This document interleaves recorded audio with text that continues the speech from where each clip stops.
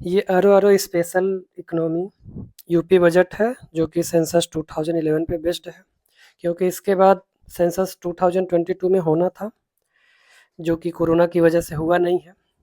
तो ये सभी एग्ज़ाम के लिए उपयोगी है, चाहे वो आर ओ हो या फिर यूपी पीसीएस हो, यूपी पीसीएस, फिर यूपी लेखपाल है, फिर यूपी पेट है।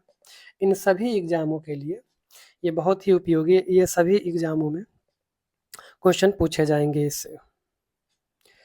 तो पहले शुरू करते हैं। उत्तर प्रदेश का नवीनतम आर्थिक परिदृश्य क्या है?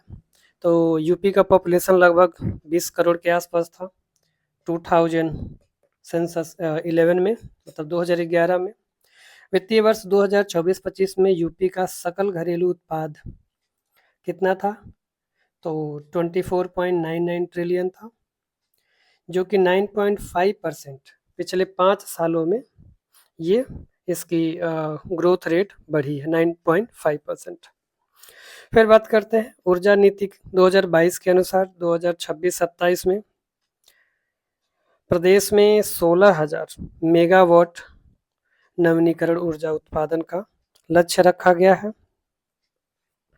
देश की जीडीपी 9.2%, मतलब देश के जीडीपी में यूपी का योगदान 9.2% है। ये दूसरे नंबर पे है और पहले नंबर पे कौन सा है? महाराष्ट्र है, और दूसरे नंबर पे यूपी हो गया। ठीक, अब आगे बढ़ते हैं।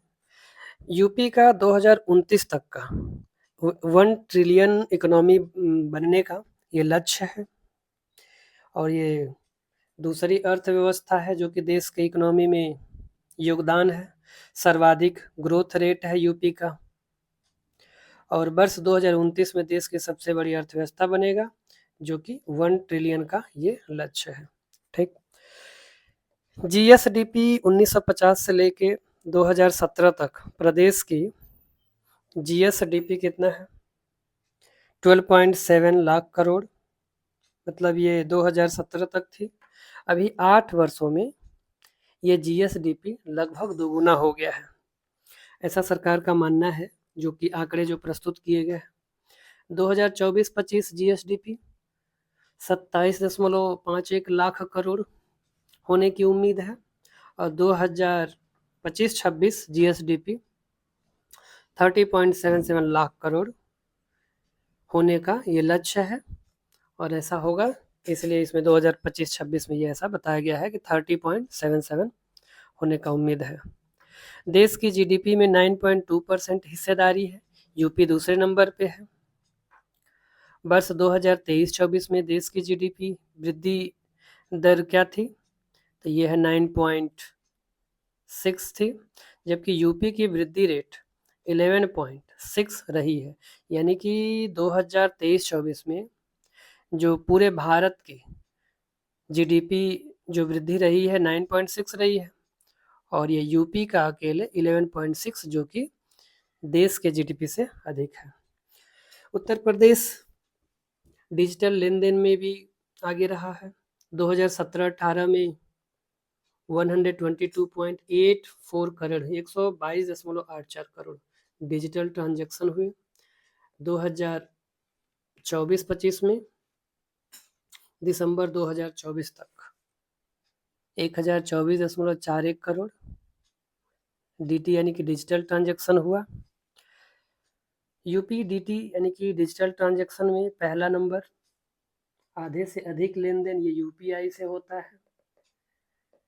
ज़्यादातर लोग यूपीआई से ट्रांजैक्शन करना पसंद करते हैं क्योंकि ये सुविधाएं हैं यूपी में। यूपी पर्यटन में भी आगे है। वर्ष 2024 में 65 करोड़ पर्यटन आए कहाँ? प्रयागराज में। प्रयागराज में आप सब देखा ही। यूपी में एफडीआई प्रवाह यानी कि फॉरेन डायरेक्ट इन्वेस्टमेंट जो है वह 5 वर्षों में 1384 मिलियन डॉलर का हुआ है, और ये स्पेशल इकोनॉमिक जोन SEZ जो है लगभग 50 तक पहुंच गया है। UP global investment investors summit 2024 में 40 लाख करोड़ रुपए का निवेश प्रस्ताव प्राप्त हुआ। फिर यूपी देश का 16% से अधिक दुग्ध उत्पादन करके शीर्ष स्थान पर है। फिर आगे देखते हैं, यहाँ पे सरकार के 8 साल पूरे हुए तो उसमें क्या क्या है। यूपी में सर्वाधिक एक्सप्रेसवे है, बड़ा रेल नेटवर्क है। यूपी के 6 शहरों में मेट्रो संचालन हो रहा है। देश की पहली रैपिड रेल का संचालन मेरठ से दिल्ली को जोड़ती है। यूपी में एमएसएमई यूनिट 96 लाख हुआ। मतलब यूपी में ये जो एमएसएमई यूनिट के लिए जो लगाए लगभग 96 लाख तक है और देश में यह नंबर 1 पे एमएसएमई के मामले में। 5 लाख की सुरक्षा गारंटी भी देता है ये एमएसएमई यूनिट को। यूपी में 45 लाख करोड़ इन्वेस्टमेंट प्रपोजल है। 15 लाख करोड़ का ऑलरेडी एग्जीक्यूट हो चुका है और 60 लाख डायरेक्ट जॉब और इनडायरेक्ट जॉब क्रिएट हो चुके हैं। यूपी में ईज ऑफ डूइंग बिजनेस में भी अचीवर स्थान प्राप्त किया। यूपी देश का लगभग 21% 21% खाद्यान्न पैदा करके शीर्ष स्थान पर है, मतलब पहले स्थान पे है। यूपी सर्वाधिक एक्सप्रेसवे हैं, सर्वाधिक एयरपोर्ट हैं और यूपी में सबसे अधिक अमृत सरोवरों का निर्माण भी किया गया है। अगस्त 2024 तक यूपी में विद्युत उत्पादन की स्थापित क्षमता 32,000 मेगावाट थी। कब? अगस्त 2024 और अभी बढ़ गया है। ये लेटेस्ट डेटा भी है। यूपी में निर्यात में प्रतिवर्ष 18% की वृद्धि हो रही है, यानी कि एक्सपोर्ट में कितना परसेंट की वृद्धि हो रही है? 18% की वृद्धि, यानी कि ग्रोथ रेट है, इंक्रीज हो रहा है। यूपी का राज्य सकल घरेलू उत्पाद लगभग 7% की दर से बढ़ रहा है। कितना? 7% की दर से। यूपी में सूक्ष्म लघु मध्यम उद्योगों यानी कि एमएसएमई की संख्या देश में सबसे अधिक है, यानी कि पहले नंबर पे है। यूपी में अर्थव्यवस्था में क्या है, ये जो primary sector, secondary sector, tertiary यानी कि प्राथमिक, सेकेंड, द्वितीयक और तृतीयक। तो प्राथमिक यानी कि जो कृषि है उसमें 24% का योगदान है। द्वितीयक यानी कि सेकेंडरी सर्विस में 30% का, जिसमें औद्योगिक आता है, 30% का योगदान है। और सर्विस सेक्टर में जो एजुकेशन सेक्टर जैसे और भी सेक्टर हैं उसमें 46% का, यानी कि प्रथम में 24, दूसरे में 30, तीसरे में 46, 24, 30, 46% का योगदान है। यूपी में प्रति व्यक्ति आय 93,514 यानी कि 93,514 है। यूपी में बेरोजगारी दर जो घटकर 3% रह गई है, ऐसा उत्तर प्रदेश सरकार का कहना है। अब जो भी रहा हो हमें तो मानना ही पड़ेगा, क्योंकि एग्जाम में आंसर को टिक करना है, इसलिए। देश में सर्वाधिक खाद्यान्न उत्पादन में आगे है। देश में सर्वाधिक गन्ना उत्पादन में आगे है। देश में सर्वाधिक इथेनॉल उत्पादन में यूपी आगे है। और देश में सर्वाधिक युवा ऊर्जा में भी ये यूपी आगे है।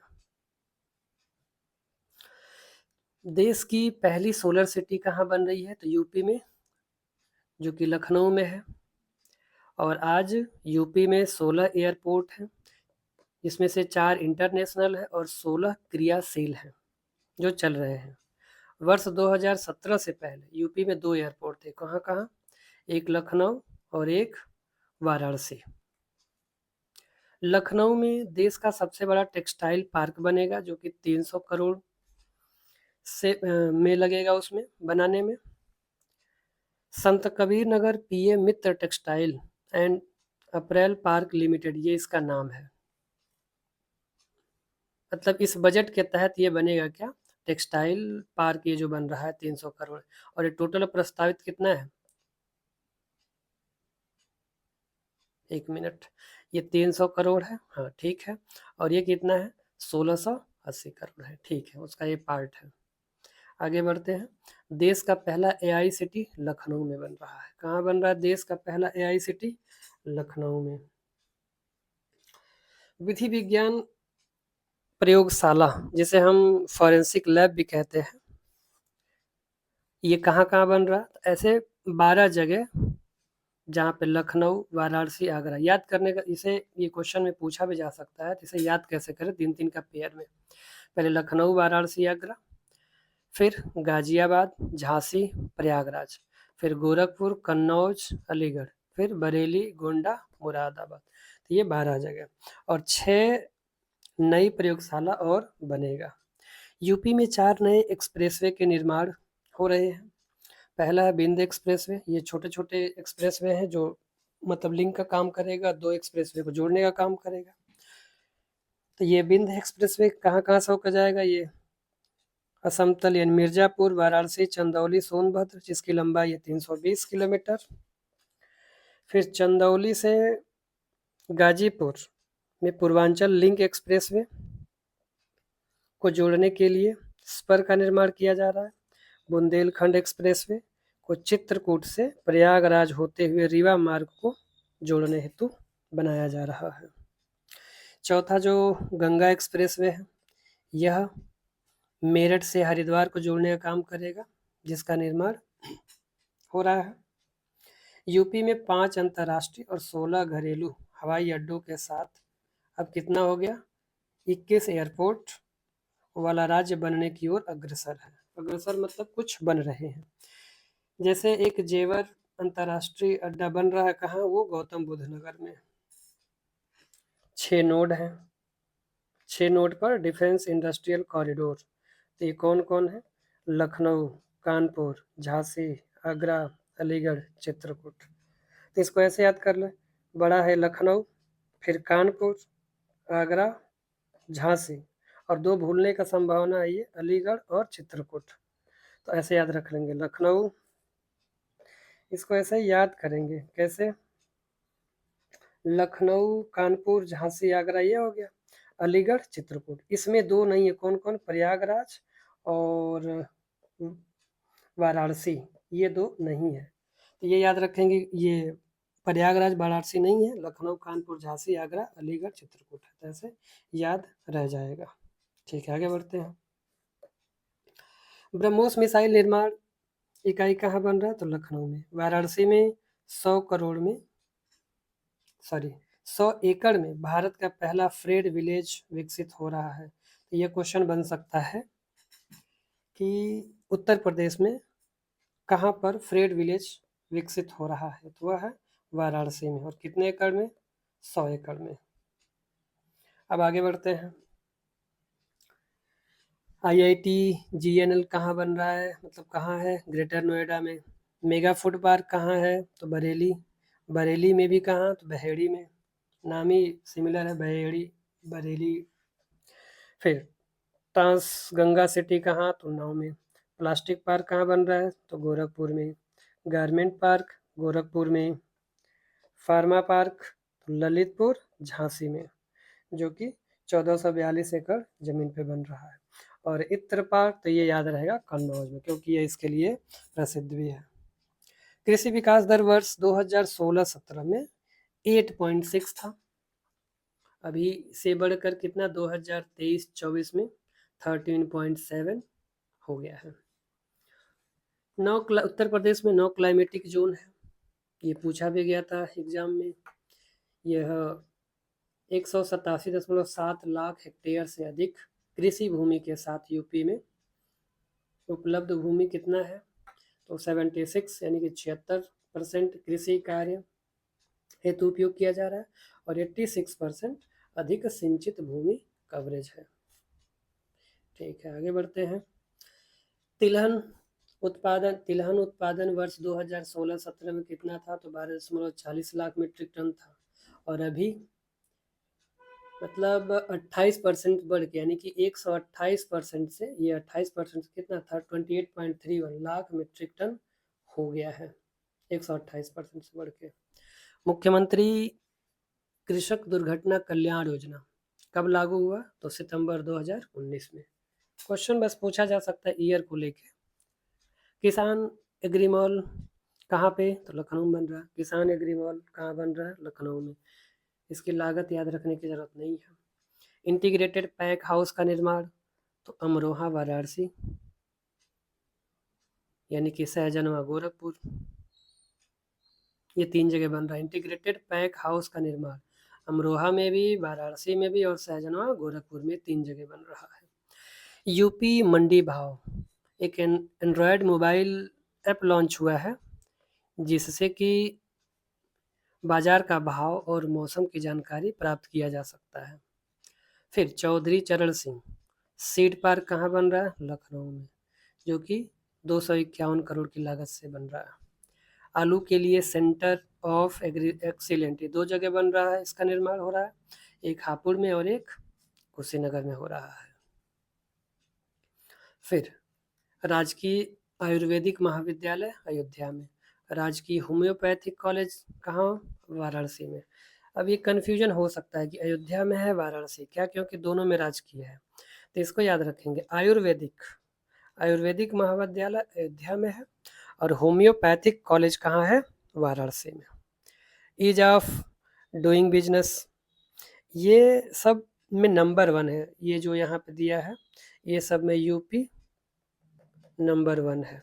ईज ऑफ डूइंग बिजनेस के मामले में, प्रधानमंत्री जनधन खाता खुलवाने के मामले में, प्रधानमंत्री जीवन ज्योति बीमा करने के मामले में, कृषि निवेशों पर किसान को दे अनुदान डीबीटी डायरेक्ट बेनिफिट ट्रांसफर के माध्यम से जो भुगतान हुआ है उसमें भी अग्रणी है, सबसे आगे है। फिर ई मार्केट प्लेस यानी कि जेम पोर्टल जो है जहाँ से ऑनलाइन खरीद बिक्री हो रही है वहाँ से, उसमें भी आगे है। और यूपी में वृक्षारोपण अभियान के अंतर्गत 36 करोड़ 51 लाख पौधे लगाए गए, इसमें भी आगे है। राष्ट्रीय शिक्षा नीति 2020 नेशनल एजुकेशन पॉलिसी 2020 के क्रियान्वयन में यानी कि इसे लागू करने में भी आगे है। और कौशल विकास नीति को भी लागू करने में भी यूपी आगे है बाकी के प्रदेशों से। अब उसके बाद हम आते हैं फॉरेस्ट की बात करते हैं। तो यहाँ पे हमने अच्छे से इसको लिखा है। तो ये जो लेटेस्ट रिपोर्ट है वन फॉरेस्ट का, 18वीं भारत वन स्थिति रिपोर्ट 2023, यह बाइनियल है। बाइनियल का मतलब हर 2 वर्ष में ये रिपोर्ट आती है, प्रत्येक 2 वर्ष में ये प्रकाशित होता है। और ISFR 2023 India state of forest report, ये कौन करता है? तो फॉरेस्ट सर्वे ऑफ इंडिया, जिसे फसाई यानी कि FSI भी कहते हैं। तो इस रिपोर्ट के अनुसार देश का कुल वन वृक्ष क्षेत्रफल कितना है? 8,27,356.95 किलोमीटर स्क्वायर, या ऐसे याद रख सकते हैं क्या? 8,27,000, ठीक है, लगभग में, क्योंकि पूरा डाटा कन्फ्यूजन हो सकता है, तो हमें ऐसे याद रखना है कि एग्जाम में देखते ही ये क्लिक कर जाए। और ये सारा डेटा, ये जो भी है, ये सभी एग्जामों के लिए, यूपी के सभी एग्जामों के लिए उपयोगी है, तो इसलिए इसको ध्यान से करते चले। जो देश का भौगोलिक क्षेत्र है वह है 25.17%, इसको तो ऐसे ही याद रखना है। और कुल वन का क्षेत्रफल है 21.76%, ये परसेंटेज में है। और एरिया में कितना है? 7,15,342.61 किलोमीटर स्क्वायर। वृक्ष रोपण यानी कि जहाँ पे वृक्ष लगाया गया है वो 3.41 है, और इस दोनों को मिलाएंगे तो ये हमें मिल कहाँ गया, 1 मिनट, यानी कि ये जो दिख रहा है आपको, ये कुल वन हो गया और ये रोपाई का मतलब ये भी है। हाँ ठीक है, ठीक ठीक। तो ये वृक्षरोपण परसेंटेज में दिया है 3.41% है, और गैर वन जिसमें वन नहीं है वो 73.5% है। और एरिया में हो जाएगा 24,16,489.29 किलोमीटर स्क्वायर। देश का भौगोलिक क्षेत्रफल इन टोटल कितना है? 32,87,468.88 किलोमीटर स्क्वायर है। तो देश का भौगोलिक क्षेत्रफल कितना है वन के लिए? तो 25.17% है। फिर उसके बाद से वृक्षारोपण वाला 3.41 है। गैर वन क्षेत्र 73.5% है। और देश का भौगोलिक ये है 32,87,468.88। क्षेत्रफल के हिसाब से सबसे अधिक वन मध्य प्रदेश में है, जो कि 77,073 किलोमीटर स्क्वायर है। और मध्य प्रदेश के बाद आता है अरुणाचल प्रदेश, जो कि नॉर्थ ईस्ट में है। ये नॉर्थ ईस्ट यानी कि अगर हम इंडिया का मैप ऐसे बनाएं, ऐसे करके, ऐसे, तो ये है इधर नॉर्थ ईस्ट। ठीक, ये हो गया मध्य प्रदेश। और यहाँ पे नॉर्थ ईस्ट यानी कि यहाँ पे आएगा अरुणाचल प्रदेश। फिर छत्तीसगढ़, यानी कि मध्य प्रदेश, अरुणाचल प्रदेश, छत्तीसगढ़।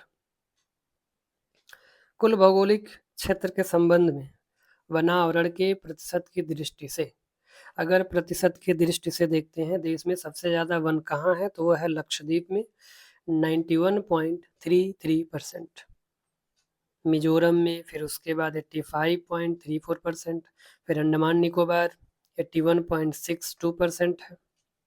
तो ये 3 ऐसे हैं जो याद रखना है, ये पूछा जा सकता है कि सबसे ज़्यादा कहाँ है, या फिर ये क्रम से असेंडिंग डिसेंडिंग ऑर्डर में भी, आरोही अवरोही में भी करने को आता है।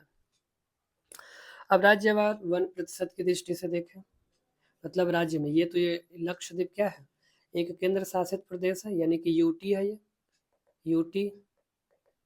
ठीक, अब आते हैं राज्य में यानी कि स्टेट में, तो सबसे पहले मिजोरम, फिर अरुणाचल प्रदेश, मेघालय, मणिपुर, नागालैंड। ठीक है, कैसे? मिजोरम, अरुणाचल प्रदेश, मेघालय, मणिपुर और नागालैंड। तो ये हो गया राज्य के अकॉर्डिंग। ठीक है, आगे बढ़ते हैं। अब है ये थोड़ा सा अलग है, एसडीजी, ये आता भी है, क्वेश्चन पूछा भी है। सस्टेनेबल डेवलपमेंट गोल, जो कि सतत विकास लक्ष्य 2030 एजेंडा बनाया गया है कि देश से पावर्टी, हंगर, ये सब खत्म करने के लिए। तो पहला क्या है एसडीजी? No poverty. फिर जीरो हंगर। तीसरा गुड हेल्थ एंड वेलबींग। चौथा क्वालिटी एजुकेशन। पांचवा जेंडर इक्वालिटी। 6 हो जाएगा clean water and sanitation. 7 affordable and clean energy. 8 हो जाएगा decent work and economic growth. 9 में ऐसे याद कर सकते हैं, 3 आई है क्या, इंडस्ट्री, इनोवेशन एंड इंफ्रास्ट्रक्चर। तो ये 9 नंबर पे, ये क्रम से ही याद करना, अगर क्रम से याद नहीं करते हैं तो गलत हो जाएगा, क्योंकि अभी आगे क्वेश्चन देखेंगे ऐसा ही है। 10 है reduced inequality. 11 sustainable cities and communities. फिर ये है 12 रिस्पॉन्सिबल कंजप्शन एंड प्रोडक्शन। इसका मतलब ये है कि ये नहीं कि मिला है तो खूब यूज करते जाए, आने वाली पीढ़ियों, जनरेशन के लिए भी हमें ध्यान रखना है, छोड़ना है। छोड़ना का मतलब ये है कि उनके लिए भी हमें बना के जाना, तो वही रिस्पॉन्सिबल कंजप्शन, ये नहीं खूब ठूसे जा रहा है, ठूसे जा रहा है। 13 में क्या है, क्लाइमेट एक्शन। 14 में लाइफ बिलो वाटर। फिर 15 में है लाइफ ऑन लैंड। 16 में peace, justice and strong institution. 17 में है पार्टनरशिप फॉर द गोल। इसको याद करने का मैं तरीका बता देता हूँ कैसे याद करेंगे। शुरू का 2 तो याद रहेगा, क्यों, कैसे? क्योंकि पहला है नो पावर्टी और दूसरा है जीरो हंगर। तो नो पावर्टी मतलब देश में कोई गरीब ना रहे, गरीबी ना हो, और जीरो हंगर कोई भूखा ना सोए, भूखा ना रहे, ये हो गया। तीसरा है गुड हेल्थ। अगर नो पावर्टी, जीरो हंगर है तो गुड हेल्थ और वेल बीइंग आएगी। ठीक है, तो यहाँ से याद हो जाएगा तीसरा, good health and well being. अब गुड हेल्थ, वेल बीइंग है तो एजुकेशन अच्छा होगा, तो क्वालिटी एजुकेशन मिलेगा। और क्वालिटी एजुकेशन है तो जेंडर में कोई डिस्पैरिटी नहीं होगी, मतलब जेंडर इक्वालिटी रहेगी, मेल फीमेल में कोई अंतर नहीं करेगा। फिर इसके बाद अगर ऐसा है तो हमें क्लीन वाटर और सैनिटेशन मिलेगा। अगर क्लीन वाटर सैनिटेशन मिल रहा है तो इसका मतलब अफोर्डेबल और क्लीन एनर्जी भी मिलेगा। ठीक, अब क्लीन एनर्जी भी मिल रही है तो डिसेंट वर्क और इकोनॉमिक ग्रोथ भी होगा। फिर इकोनॉमिक ग्रोथ हो रहा है तो इंडस्ट्री, इनोवेशन और इंफ्रास्ट्रक्चर बढ़ेगा, और इंडस्ट्री, इनोवेशन और इंफ्रास्ट्रक्चर हो रहा है तो इनइक्वालिटी घटेगी, रिड्यूस होगी, यानी रिड्यूस्ड इनइक्वालिटी। और रिड्यूस्ड इनइक्वालिटी है तो इसका मतलब बाकी चीज़ें क्या, सस्टेनेबल होगा, सस्टेनेबल सिटीज़, कम्युनिटीज़ हो जाएगा। अगर ऐसा है तो रिस्पॉन्सिबल कंजप्शन होगा, कोई भी एक्स्ट्रा ठुसाई मतलब कोई मतलब आगे के लिए भी हम सोच के चलेंगे, यानी कि रिस्पॉन्सिबल कंजप्शन होगा और प्रोडक्शन भी होगा। अब अगर ऐसा है तो हम क्लाइमेट पे ध्यान देंगे, यानी कि क्लाइमेट एक्शन। अब इसके बाद से यहाँ पे इसमें कन्फ्यूजन होगा 14 और 15 में, क्योंकि लाइफ बिलो वाटर है और लाइफ ऑन लैंड। तो सबसे पहले ये सोचेंगे हमें पानी चाहिए, पानी यानी कि पानी के अंदर जो जीवन है उसके बारे में सोचना है, यानी कि 14 है लाइफ बिलो वाटर, और फिर लाइफ ऑन लैंड। और ये सारी चीज़ें अगर है तो पीस, जस्टिस और स्ट्रॉन्ग इंस्टीट्यूशन होगा, और इसके बाद से लास्ट हो जाएगा पार्टनरशिप फॉर दी गोल्स। तो ये रहा क्या, SDG। अब एक क्वेश्चन है इसी पे जो कि यूपी PCS 2023 में पूछा गया था। मैच लिस्ट 1 एंड 2 ये यहाँ पे दिया, SDG 10, SDG 13, 14, 15। अब बताओ यहाँ पे दिया है 1, 2, 3 है, climate action, life on land, reduce. तो देखो क्लाइमेट में पहले देखा था हमने, क्या देखा था कि अगर नो पॉवर्टी होगा, अगर यहाँ पे नो पॉवर्टी होगा, जीरो हंगर होगा, फिर गुड हेल्थ और वेल बीइंग होगा, एजुकेशन क्वालिटी होगा, जेंडर इक्वालिटी होगा, तो कुल मिला के हम लोग इधर कहीं देखे तो ये रहा 13 पे क्लाइमेट एक्शन, यहाँ पे लिखा भी ऑलरेडी ये 13। फिर लाइफ ऑन लैंड, तो लाइफ ऑन लैंड तो लाइफ ऑन वाटर मतलब लाइफ बिलो वाटर के बाद है, यानी कि ये है 15, और लाइफ बिलो वाटर ये रहा, तो ये 14 हो गया। तो ये 14, ये 15, ये 13। अगर ये नहीं भी पता है रिड्यूस्ड इनइक्वालिटी तो इनसे हम निकाल सकते हैं। तो क्या क्लाइमेट एक्शन कौन सा है, 13 है, तो 13 ये रहा, यानी कि बी वाला, यानी कि B1। तो B1 एक ही में दिख रहा है यहाँ पे, तो इस हिसाब से हम लोग लगा सकते हैं। लेकिन ये रिड्यूस्ड इनइक्वालिटी क्या था, तो ये है 10, ये रहा 10। तो ये आगे भी आ सकता है, इसलिए इसको तैयार करें। फिर आगे के सीरीज में हम लोग क्वेश्चन और बाकी चीज़ें देखेंगे। तब तक के लिए धन्यवाद, थैंक यू।